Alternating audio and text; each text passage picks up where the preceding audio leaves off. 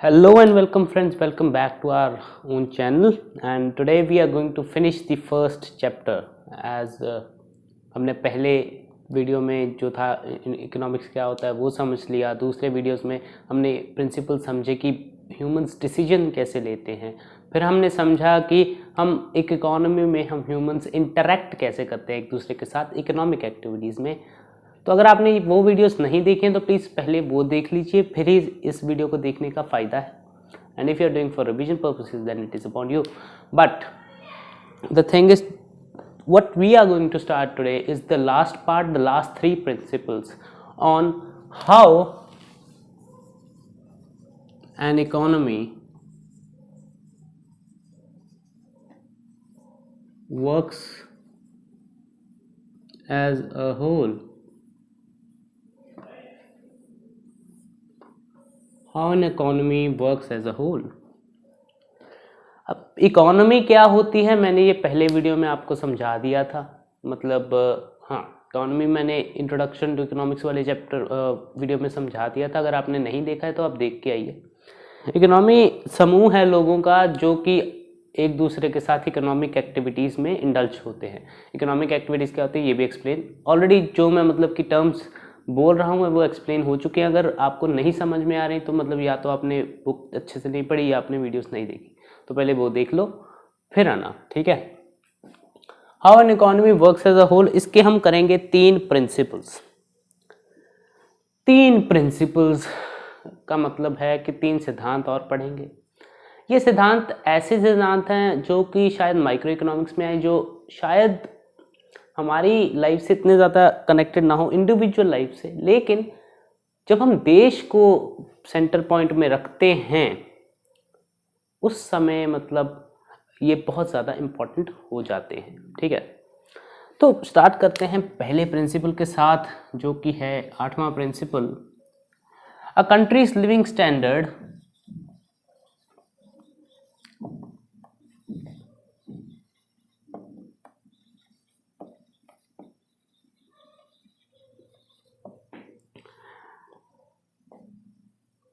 Depends upon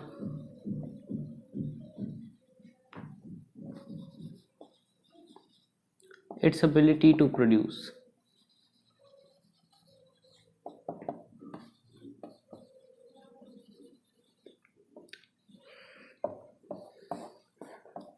सिर्फ 2 minute के लिए ये प्रिंसिपल को भूल जाइए और ये समझिए कि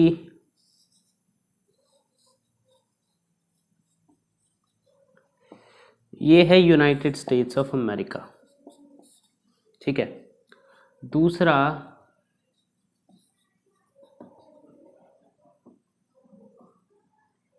ये है अफ्रीका। इस प्रिंसिपल को भूल जाइए और अफ्रीका और यूएसए में आपको कौन कौन से डिफरेंसेस दिखते हैं एक बार एक कॉपी पे उतार लो। I hope you have done it. तो आपने एक चीज़ देखी होगी कि आप इसे कहेंगे रिच, इसे कहेंगे पुअर। ऑल्दो ये थोड़ा सा प्रेजुडाइज भी है क्योंकि घाना जैसे है वहाँ की करेंसी इंडिया की करेंसी से महंगी है, ठीक है। तो we are certainly bound by prejudices, but overall if we see in Africa there is poverty and we do not deny, ठीक है। अब सोचो कि दूसरी चीज़ आप कह रहे होंगे कि यू नो ये बहुत अच्छे मतलब टेक्नोलॉजिकली एडवांस है, ये नहीं है, ये वो चीज़ें। अब एक और चीज़ लिखो, रिसोर्सेस। अफ्रीका में गोल्ड, सिल्वर और पता नहीं कितने अमूल्य वस्तुएं पाई जाती हैं, फिर भी अफ्रीका जो है इतना ज़्यादा विकसित क्यों नहीं है, ये सोचो। सोचने की बात ये है कि अमेरिका जिसके पास शायद बहुत कम मेटल, एक सिलिकॉन था उसके पास तो उसने सिलिकॉन वैली बना दी, लेकिन फिर भी ये रिच क्यों है बजाय कि ये इसके पास भी तो रिसोर्सेज हैं, ये पुअर क्यों है? The simple answer is produce. इस प्रिंसिपल में दो मेन चीजें हैं, पहला है प्रोड्यूस और दूसरा है प्रोडक्टिविटी।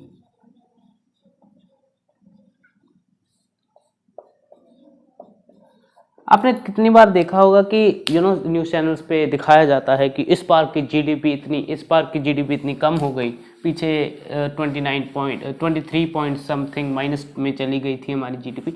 उसका मतलब क्या होता है? उसका मतलब होता है कि जो हमारी प्रोड्यूस थी, हमारी देश की प्रोड्यूस थी, जिसका वर्थ शायद $2 ट्रिलियन होगा, वो देश की प्रोड्यूस जो है वो कम होके उसमें से -23% लगा लो, उसमें से इतना प्रोड्यूस कम हो गया। लेकिन आप कहोगे कि अब प्रोड्यूस का इकोनॉमी से क्या लेना देना? लेना देना है। अगर आप एक फैक्ट्री के ओनर हैं, आप ज्यादा माल कब बनाएंगे? जब लोग ज्यादा खरीद रहे होंगे। जब ज्यादा खरीद रहे होंगे तो दाम भी अच्छे मिलेंगे।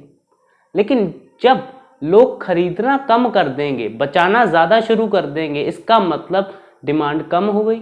डिमांड कम होगी तो क्या होगा कि जो आप प्रोडक्शन कर रहे हैं वो कम हो जाएगी। और अगर आप प्रोडक्शन को कम कर देंगे, प्रोडक्शन रिड्यूस कर देंगे, तो जो आपकी जीडीपी है वो भी गिर जाएगी। तो इसमें पीछे क्या था? डिमांड। हमने पीछे डिमांड एंड सप्लाई पढ़ी है, लेकिन इतनी वो नहीं पढ़ी, मतलब डिटेल में, तो इतनी टेंशन लेने वाली बात नहीं है।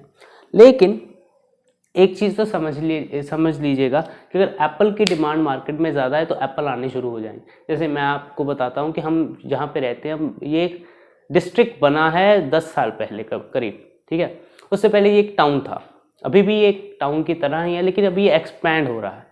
तो धीरे धीरे हम जब आप आई वंडर, आपने शायद, आप तो मंचूरियन वगैरह पहले से ही खाते हो गए है ना, चाइनीज़।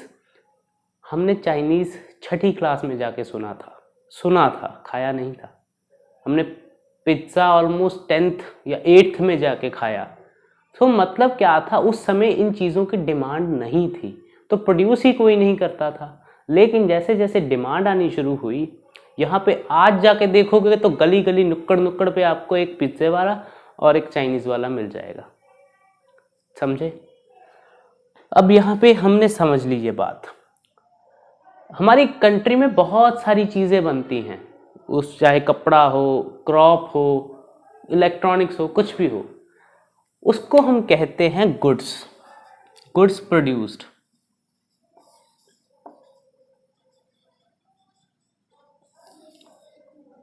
उसका जो फाइनेंशियल वैल्यू होता है कि वो कितने में बिक सकती हैं, उसको हम कहते हैं जीडीपी, ग्रॉस डोमेस्टिक प्रोडक्ट। मतलब भारत की बाउंड्री में बनने वाली सारी वस्तुएं, सारे गुड्स की मॉनेटरी वैल्यू, मनी में वैल्यू कितनी है, उसका मतलब होता है जीडीपी। तो जीडीपी अगर बढ़ रही है तो मतलब हमारी प्रोड्यूस ज्यादा हो रही है। प्रोड्यूस ज्यादा कब होगी? जब डिमांड ज्यादा होगी। डिमांड ज्यादा कब होगी? जब लोगों के जेब में पैसा होगा। जब लोगों की जेब में पैसा होगा तो मतलब हमारा देश एम्प्लॉयमेंट अच्छे से दे पा रहा है, लोग अच्छा कमा रहे हैं, उनका लिविंग स्टैंडर्ड बढ़ता चला जाएगा। सारा साइकिल चला। फिर से एक बार रिवाइज करते हैं। जब प्रोड्यूस, जीडीपी ज्यादा होने का मतलब क्या है कि प्रोड्यूस ज्यादा हो रहा है। प्रोड्यूस ज्यादा कब होगा? जब डिमांड ज्यादा होगी। प्रोड्यूस ज़्यादा कब होगा? जब डिमांड ज़्यादा होगी। डिमांड ज़्यादा कब होगी? जब लोगों के पास पैसा होगा, जब वो कमाओ और खा रहे होंगे। और अगर पैसा ज़्यादा होगा तो लिविंग स्टैंडर्ड भी ज़्यादा होगा और प्रोड्यूस फिर से ज़्यादा, और ये साइकिल चलता रहेगा और जीडीपी भी बढ़ता रहेगा। अब आप सोचो कि ज़्यादातर यूएसए को इतनी पावरफुल कंट्री क्यों माना जाता है? क्योंकि उसकी जीडीपी $20 ट्रिलियन की है और हमारी 2 ट्रिलियन, उसमें से भी इतना कम हो गया था।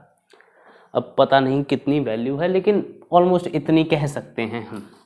ऑल्दो हमारा प्लान है कि हम उसे 5 ट्रिलियन की इकॉनमी बनाएं, लेकिन कैसे ये अभी सरकार फिगर आउट करेगी, ठीक है। वो हमारा काम नहीं है अभी के लिए। अगर आपको प्रधानमंत्री बनना है या फिर आईएएस ऑफिसर बनना है तो फिर आपका शायद ये कंसर्न होना चाहिए, ठीक है ना। सो this is the thing, produce, production वाला खेल समझ लिया आपने कि प्रोड्यूस कब ज़्यादा होता है। प्रोड्यूस तब ज़्यादा होता है जब मतलब कि क्या होगा, डिमांड ज़्यादा होगी। डिमांड ज़्यादा कब होगी, जब लोगों की जेब में पैसा होगा। लोगों की जेब में पैसा होगा तो जीडीपी और बढ़ेगा, क्योंकि प्रोडक्शन दोबारा से बढ़ जाएगी। ऐसे ही साइकिल चलेगा। तो ये तो बात हो गई प्रोड्यूस की। कंट्री का लिविंग स्टैंडर्ड क्यों डिपेंड करता है। अब जैसे जीडीपी की बात करें, जीडीपी मतलब प्रोड्यूस, अमेरिका की $20 ट्रिलियन है, तो वहाँ का लिविंग स्टैंडर्ड हमसे कई गुना बेहतर है, ऑलमोस्ट 8-9 गुना बेहतर है। हमारा जो जीडीपी है वो कई अफ्रीकन देशों से बहुत ज़्यादा है, तो उनके हिसाब से हमारा बहुत ज़्यादा, इसे हम रिलेटिव पॉवर्टी कहते हैं। हमारा गरीब मतलब उनका गरीब हमारे अमीर से ज़्यादा बेहतर हो सकता है, ये भी पॉसिबिलिटी है, क्योंकि उनका स्टैंडर्ड ऑफ लिविंग बहुत ज़्यादा है, क्योंकि उनकी प्रोडक्शन बहुत ज़्यादा है। और प्रोडक्शन ज़्यादा होने का मतलब क्या होता है कि जब प्रोडक्शन ज़्यादा होती है तो चीज़ों के रेट भी तो कम हो जाते हैं ना। कि जैसे सोफ़े, मैं बहुत सोफ़े प्रोड्यूस करता हूँ, है ना, मैं बहुत सारे सोफ़े प्रोड्यूस करूँगा तो सोफ़ों का प्राइस जो होगा वो कम हो जाएगा, तो वो अफोर्डेबल हो जाएंगे ना। तो एक कंट्री जितना ज़्यादा प्रोड्यूस करेगी उतना ही बेनिफिट होगा, क्योंकि वो ज़्यादा लोग खरीद सकेंगे, कंज्यूम कर सकेंगे। दूसरा, वो बाहर के देशों को बेच भी सकेगी, तो उसको वहाँ से फॉरेन कैपिटल मिलेगा, मतलब फॉरेन इन्वेस्टमेंट या कुछ भी कह लो, फॉरेन से पैसा आएगा। ठीक है, समझ आया कि पहली चीज़ तो होती है प्रोड्यूस। प्रोड्यूस का मतलब क्या होता है कि जितनी ज़्यादा प्रोडक्शन होगी उतने ज़्यादा ही, मतलब प्रोडक्शन तभी ज़्यादा होगी जब हमारी इकोनॉमी अच्छा कर रही होगी। और मतलब एक और पर्सपेक्टिव आपको दूंगा मैं, वो चलो अगले वाले में दूंगा, ठीक है ना। एक पर्सपेक्टिव जो है वो आखिरी वाले प्रिंसिपल में इससे ही रिलेटेड, मैंने पहले भी आपसे कहा था इनको अलग अलग करके मत देखना, इनको सबको साथ जोड़ के देखना, सब प्रिंसिपल्स का मीनिंग जो है साथ में आएगा, ठीक है ना। पढ़ तो लोगे लेकिन समझने के लिए जोड़ना पड़ेगा, and that is very important, ठीक है। And this is the it. अब आते हैं प्रोडक्टिविटी पे। प्रोडक्टिविटी का मतलब क्या है, मैंने कल ही अभी वीडियो में समझाया था कि प्रोडक्टिविटी का मतलब क्या होता है। That is ratio of input to output. मैं अगर 100% आपको पढ़ाने में लगा रहा हूँ तो जितना आप प्रोड्यूस करोगे, चाहे आप 90% हो, 100% तो कम होता है, क्योंकि वेयर एंड टियर वगैरह भी हम कंसिडर करते हैं, लेकिन मतलब जितनी ज़्यादा से ज़्यादा आप प्रोडक्टिविटी दिखाओगे, जितने ज़्यादा आपके मार्क्स आएंगे उतने ही ज़्यादा आपकी प्रोडक्टिविटी है। अगर आपके कम आ रहे हैं तो आपकी कम प्रोडक्टिविटी है। अब कंपेयर करो labour of India to labour of USA या टेक्नोलॉजी। दूसरी चीज मैं बताऊंगा, technology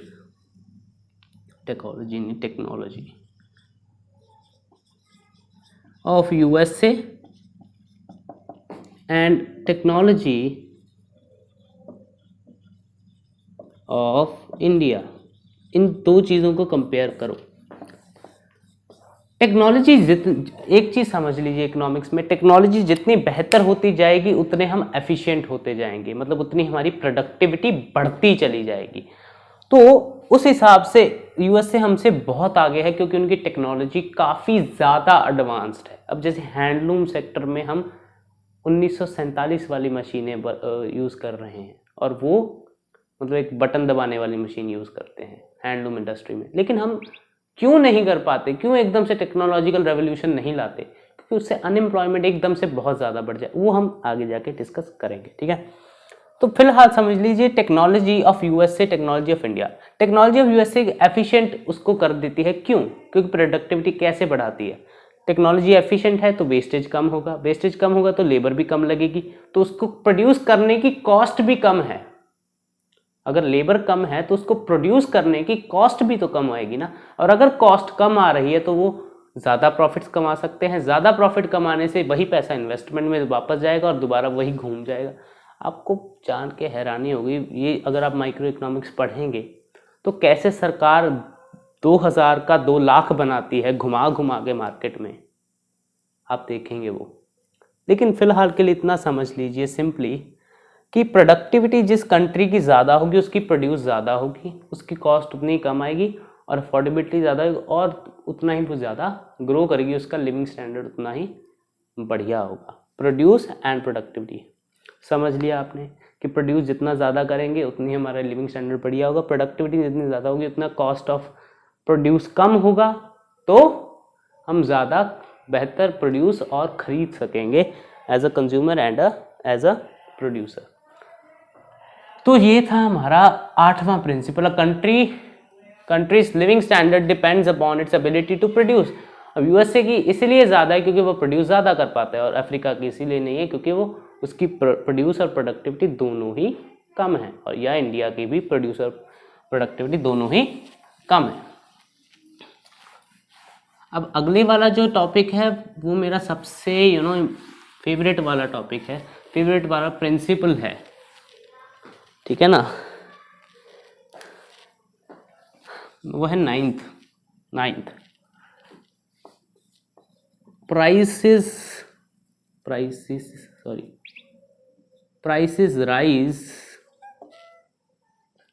rise when government prints too much money।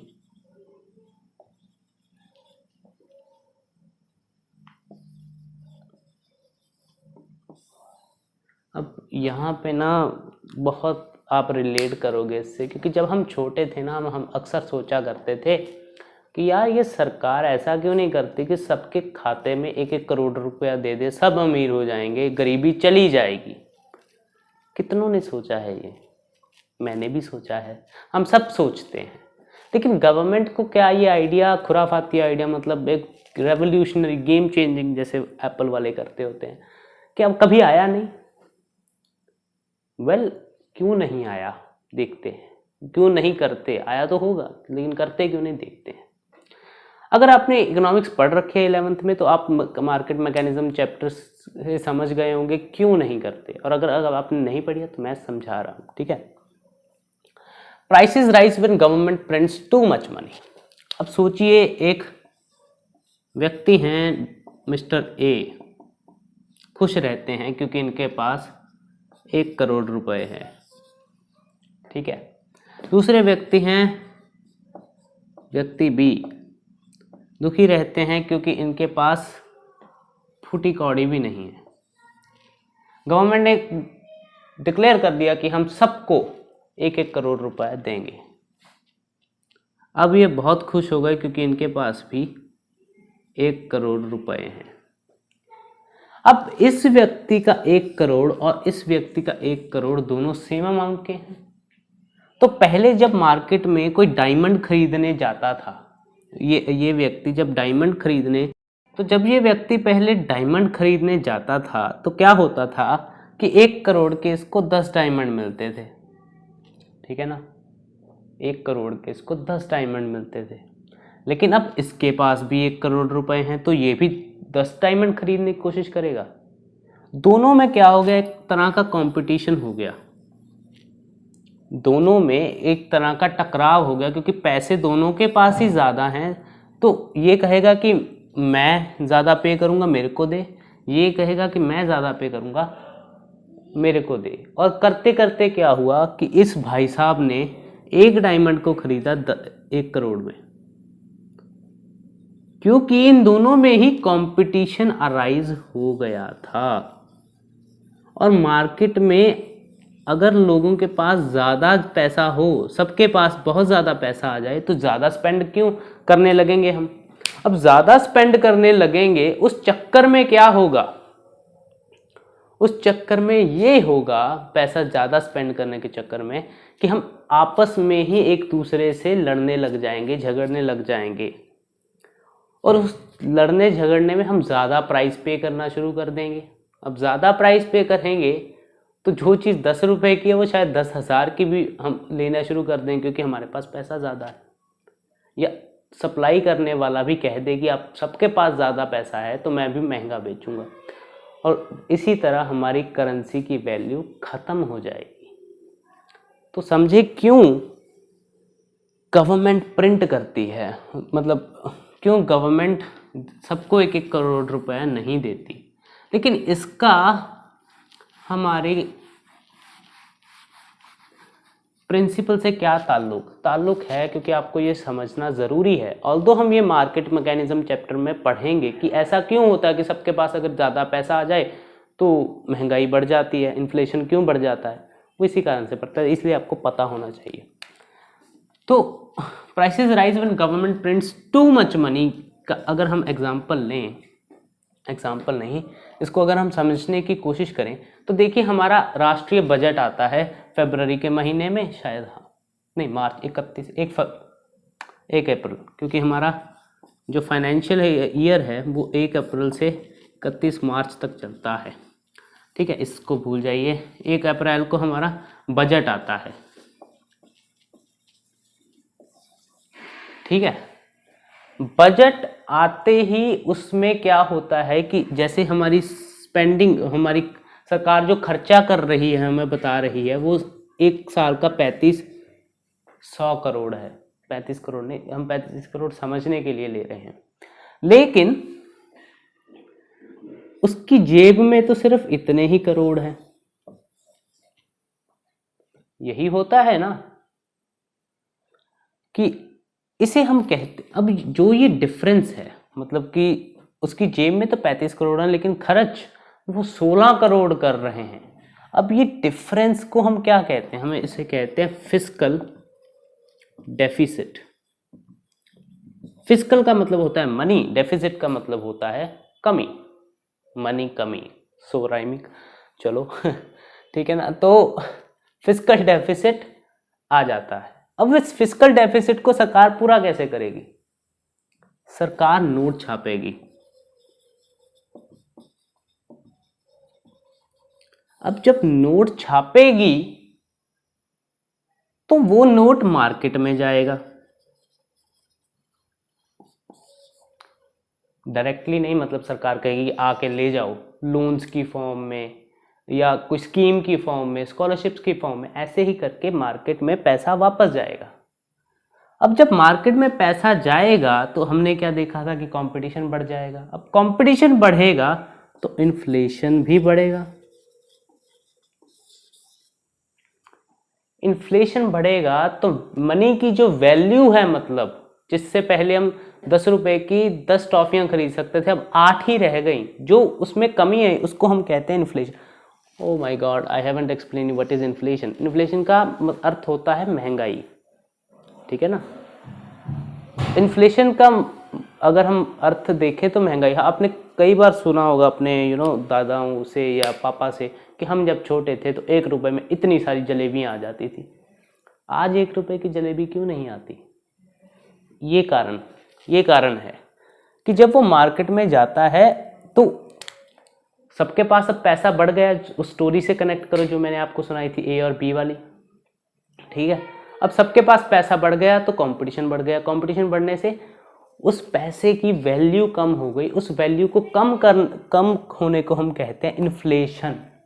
Inflation का मतलब होता है कि महंगाई बढ़ गई, ठीक है। और महंगाई बढ़ना ज़रूरी है, क्योंकि अगर महंगाई नहीं बढ़ेगी साल दर साल तो क्या होता है कि हमारी वैल्यू जो मनी की है वो कम, मतलब कि एक जगह पे स्टैग्नेंट होकर रह जाती है, और वो भी इकोनॉमी के लिए अच्छा नहीं है। इकोनॉमी को हमेशा बढ़ते रहना चाहिए। इसलिए हम देखते हैं कि पहले जो 1 रुपए की चीज़ आती थी अब वो 10 रुपए की आती है, और शायद 100 रुपए की भी हो जाए जब तक अगले 10 साल हो जाएंगे, ठीक है। बजट आया, ये फिस्कल डेफिसिट आया, नोट्स ज़्यादा छपे, ठीक है ना। मार्केट में गए, मार्केट में इन्फ्लेशन बढ़ेगा, नोट्स की वैल्यू कम हो जाएगी। नोट्स की वैल्यू कम हो जाने के कारण, कम हो जाएंगी तो क्या होगा कि इन्फ्लेशन और बढ़ जाएगा। सिंपल सी प्रोसेस है। अब अगर आपको ये समझ आ गया है कि गवर्नमेंट अगर ज़्यादा पैसा, जितना ज़्यादा पैसा छापती चली जाएगी उतनी ज़्यादा मार्केट में फ्लो होते चले जाएंगे, उतना ही ज़्यादा इन्फ्लेशन बढ़ता जाएगा। सही बात है कि नहीं है? तो यही आपको समझना होता है। ऐसे ही इकोनॉमिक्स समझी जाती है। ये छोटी छोटी चीज़ें जिसे हम नज़रअंदाज कर देते हैं, शायद ये इकोनॉमिक बूम ला सकते हैं या फिर इकोनॉमिक डाउनफॉल। छोटी छोटी चीज़ें, इनको बहुत सहजता के साथ आपको समझना पड़ता है, ठीक है ना। अब बुक वाला एग्जाम्पल भी लेते हैं कि पता क्या हुआ था यार, आपको अगर बता दूं, जर्मनी हार गया वर्ल्ड वॉर 1, सब सरेंडर हो गया, सब कुछ हो गया। तो अमेरिका और उसके एलाइज ने मतलब मित्र राष्ट्रों ने शायद, हाँ ठीक है, तो उन्होंने क्या किया कि एक शर्त रखी जर्मनी के आगे कि उसको वॉर इंडेमनिटी, ठीक है ना, वॉर इंडेमनिटी भरनी पड़ेगी, मतलब वॉर का जो खर्चा उन्होंने किया उसको वो हर्जाना भरना पड़ेगा। और वो हर्जाना आज के अराउंड 30 ट्रिलियन पाउंड्स के अराउंड इतना था, मतलब 3 कुछ था, क्या था वो आप सर्च कर लेना। तो उसने क्या किया, यही उसके पास स्थिति थी, इतना पैसा था ही नहीं कि दे सके, तो या तो वो किसी से लोन लेता, लेकिन लोन लेता तब भी उसको छाप के नोट तो देने पड़ते, तो या तो वो बाहर से लोन लेता या फिर क्या करता कि नोट ज्यादा छापता। उसने दूसरा रास्ता अपनाया, फिस्कल डेफिसिट वाला। नोट छापने शुरू किए, नोट्स प्रिंट होने शुरू हुए, मार्केट में गए, भारी इन्फ्लेशन आ गया। तो नोट छापना is not best means of लोगों को रिच करने का अच्छा मीन्स नहीं है। नोट से तो महंगाई आती है, ठीक है ना। तो इसीलिए जब भी हम ध्यान रखेंगे, if you are going to become an economist or IAS officer or whatever you are playing an economy role in our economy, so it is your rightful duty to see whether the notes are printed or not. अब अगर आपको एक और interesting बात बताऊं यहाँ से, तो ये बिटकॉइन वाला कॉन्सेप्ट है ना, वो इसी के कारण आया है। बिटकॉइन में क्या होता है कि हम मार्केट हैं, मार्केट डिसाइड करती है डिमांड और सप्लाई की फॉर्म में कि बिटकॉइन का प्राइस कहाँ पे रहेगा, क्या होगा। जैसे हमने पीछे पढ़ा था, ठीक है ना, वो अगर यहाँ से जोड़ के देखो, पीछे हमने पढ़ा था प्रिंसिपल की मार्केट, हाँ, economic activities best organised in markets, open markets. तो बिटकॉइन को कोई सरकार रेगुलेट नहीं कर रही, सरकार जब चाहे मुंह उठा के नोट नहीं छाप सकती। बिटकॉइन के पास एक स्पेसिफिक अमाउंट ऑफ वैल्यू है जो कि मतलब कि रिलीज किए गए हैं मार्केट में, और मार्केट जो है वो खुद रेट डिसाइड करती है कि ज़्यादा होगा या कम होगा। अगर आपके पल्ले बिटकॉइन नहीं पड़ा तो छोड़ दीजिए, क्योंकि इतना ज़्यादा ज़रूरी अभी नहीं है, क्योंकि लेकिन वो इकोनॉमिक्स का पार्ट बनेगा, because I can see the future in it and I can sense the future in it. अब लोग कहेंगे कि यार कैसे डिजिटल करेंसी होगा, तो भाई ये सोचो कि जब नोट आया होगा पहली बार, कागज़ का टुकड़ा, तो वो भी तो किसी ने मान्य किया ना। तो वैसे ही मतलब अब डिजिटल सब कुछ हो रहा है, तो शायद डिजिटल आ जाए, ठीक है। So prices rise when government prints too much money. क्यों होता है, कैसे होता है, ये सारे आपको डिटेल में मैंने आपको बता दिया है। अब आते हैं हम टू द लास्ट एंड मतलब सबसे interesting principle number 10, society faces short-term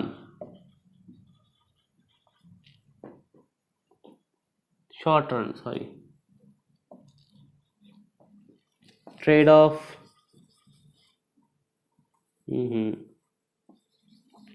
between inflation and unemployment.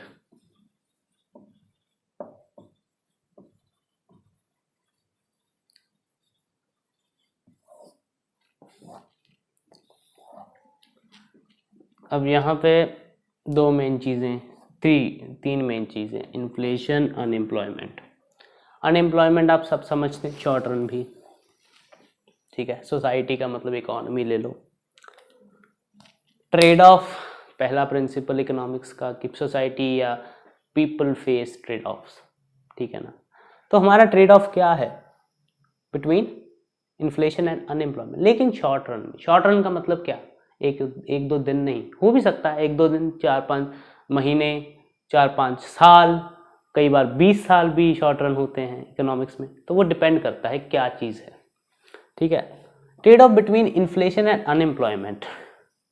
Inflation महंगाई और अनएम्प्लॉयमेंट मतलब बेरोजगारी, ये दोनों जो हैं ये उल्टे चलते हैं, इन्वर्सली प्रोपोर्शनल चलते हैं कि अगर इन्फ्लेशन ज़्यादा है तो अनएम्प्लॉयमेंट कम होगा, और अगर अनएम्प्लॉयमेंट कम है तो इन्फ्लेशन ज़्यादा होगा। अब ऐसा क्यों होता है उसे हम समझते हैं। इसके आंसर है पीछे डिमांड का। सोचो फिजेट स्पिनर, हम सब ने वो घुमाए थे जब वो आए थे, उस समय क्या हुआ होगा, एकदम से डिमांड में सर्ज आ गया, फिजेट स्पिनर की ट्रेंड शुरू हो गया, लोग घुमाने लग गए, मतलब क्या क्या करने लगे पता नहीं। लेकिन जब उसकी डिमांड में राइज आया, डिमांड बढ़ने लगी, तो जो प्रोड्यूसर है मेरे जैसा वो सोचेगा यार बहुत बिक रहे हैं, बहुत बिक रहे हैं, थोड़े से और बनवा लो, थोड़े से और। तो उस बनवाने के चक्कर में क्या होगा कि एम्प्लॉयमेंट बढ़ना शुरू हो जाएगा। ठीक है, एम्प्लॉयमेंट क्या होगा, बढ़ना शुरू हो जाएगा। अब फिजेट स्पिनर की जगह कोई नई चीज़ ले लो, जैसे इलेक्ट्रिक गाड़ियाँ। सोचो कि इलेक्ट्रिक गाड़ियों की बढ़नी शुरू हो गई है डिमांड, तो मैं सोचूंगा एज अ फैक्ट्री ओनर कि यार और बंदों को एम्प्लॉय करते हैं क्योंकि प्रॉफिट की अच्छी स्थिति बन रही है, तो मैं और प्रोड्यूस बढ़ा दूंगा क्योंकि मार्केट में डिमांड ज़्यादा हो रही है।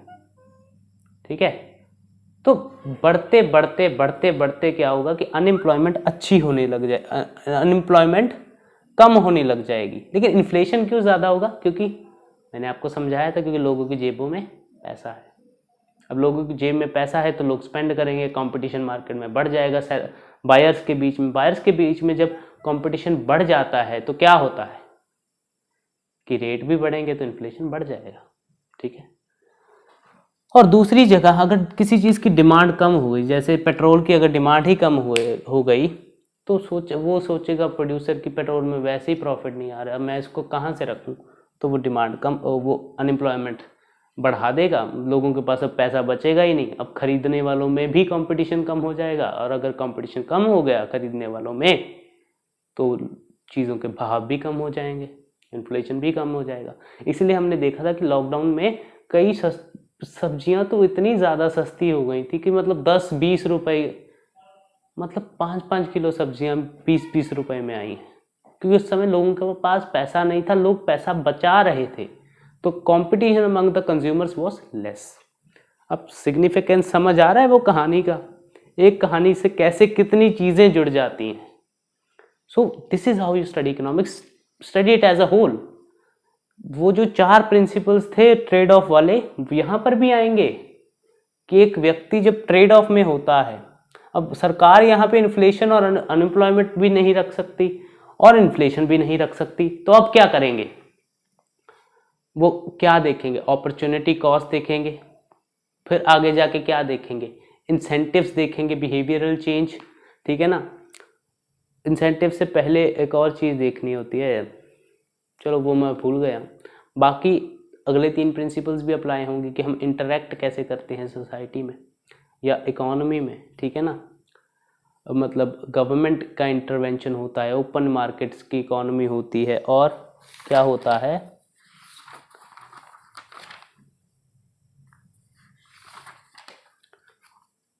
ट्रेड कैसे होती है। तो ये सब चीज़ें यहाँ पे आके समअप हो रही हैं, आप देख सकते हो कैसे। ठीक है, तो सरकार का यहाँ पे रोल शुरू होता है, जिसे हम पब्लिक पॉलिसी कहते हैं। ठीक है ना, अब उसको अनएम्प्लॉयमेंट भी मेंटेन करके रखनी है, एम्प्लॉयमेंट भी मेंटेन करके रखनी, लेकिन इन्फ्लेशन भी नहीं बढ़ने देना। तो सरकार इस स्थिति में क्या करती है, अब ध्यान से सुनिएगा, very very important and interesting. जब तो ये स्थिति उत्पन्न हो जाए कि अनएम्प्लॉयमेंट कम हो रही है, इन्फ्लेशन ज्यादा हो रहा है, तो मतलब एम्प्लॉयमेंट बढ़ रहा है, लोगों की जेबों में पैसा ज्यादा घुस रहा है, तो उस पैसे को निकाल लो। एक टर्म यूज करते हैं हम, डिस्पोजेबल इनकम।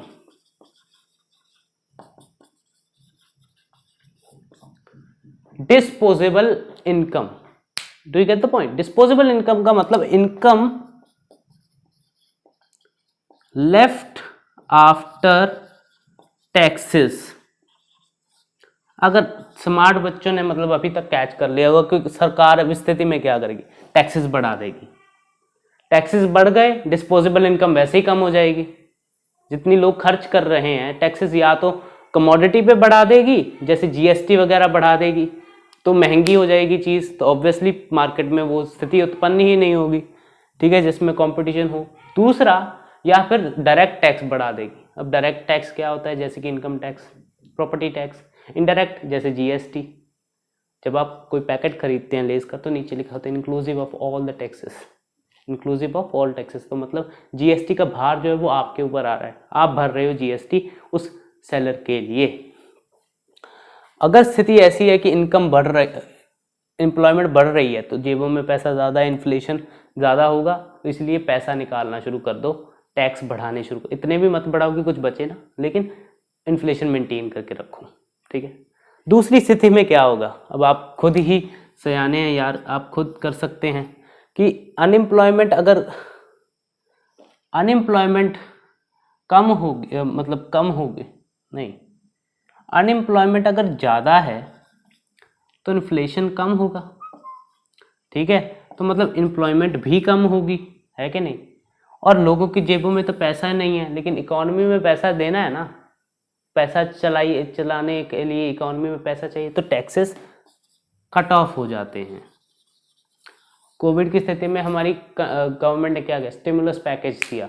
डोनाल्ड ट्रंप ने क्या किया, स्टिमुलस पैकेज दिया, ताकि इकोनॉमी में पैसा जाए, लोगों की जेब में पैसा हो और वो वापस से खर्च करना शुरू करें और इन्फ्लेशन वापस उसी स्तर पे आ जाए, ज़्यादा भी मत कम ना हो, क्योंकि ज़्यादा कम हो गया तो लोगों की स्पेंडिंग कम हो जाएगी। अगर स्पेंडिंग कम हो गई तो जो हमारी इकोनॉमी है वो श्रिंक कर जाएगी, वो कम हो जाएगी, उसकी वैल्यू कम हो जाएगी, ठीक है दोस्तों। So this was whole of your chapter, and I feel that it is the most interesting part, the last one, how international economy works।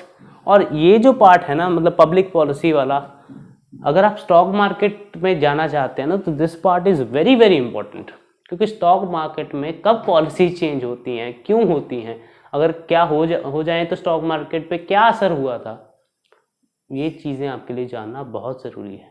तो होप दोस्तों आपको ये चीज़ समझ में आ गई होगी, और and thank you for bearing me with this first chapter, and if you have any doubts, comments or any kind of suggestion, then please do let me know in the comment box, and thank you and very much for watching. Till then, thank you and have a nice day. Good night whenever you're watching, and thank you.